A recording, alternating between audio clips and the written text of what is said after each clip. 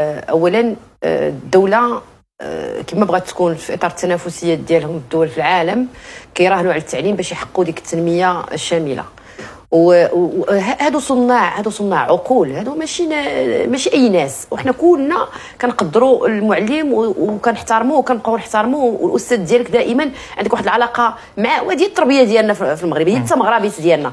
اليوم كنشوفوا من الحكومات السابقه الى الان كاين واحد المسلسل ديال تركيع الاستاذ، كاين واحد المسلسل ديال سلب الهبه اللي ترباو عليها المغاربه في علاقتهم بالاستاذ. ومنين كتسلبوا الكرامه ديالو الهبه ديالو وانت في منبر اما اعلامي ولا في حوار ولا في قبه البرلمان ولا وكتعطي تصريحات اللي كتمس الهبه ديال الاستاذ، اش كتنتظر من التلميذ اللي هو متاثر بمواقع التواصل الاجتماعي وكيشوفك اش كتقول؟ واللي هو حنا اليوم عندنا مشكل ديال تلاميذ في ظل المعطيات الآنية، في ظل المعطيات الحالية، الانحراف، المخدرات، بعض السلوكيات اللي تسمى جنوح. الأستاذ عنده مشكل غير باش يدبر المسألة ديال التواصل ديال التنمية البشرية مع التلاميذ ديالو، كيفاش غيتواصل مع عندك. هو مهدد، شحال أستاذ تعرض للعنف، شحال أستاذ تضرب في القسم، شحال أستاذ تعرض للعنف وخارج القسم.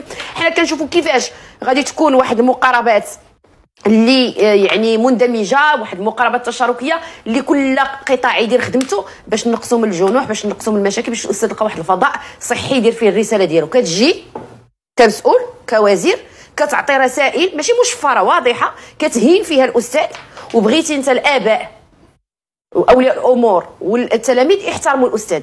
كي غنديروا نحترموا حنا الاستاذ؟ حنا بغض النظر على ما هو مالي، يعني بغض النظر على الاجره وعلى الاشكاليه ديال التعاقد، بغض النظر على هذا الشيء، هذه المساله المعنويه خطيره جدا، ما كاينش خطر منها. يعني انت كتبخس الدور ديال المعلم ولا ديال الاستاذ.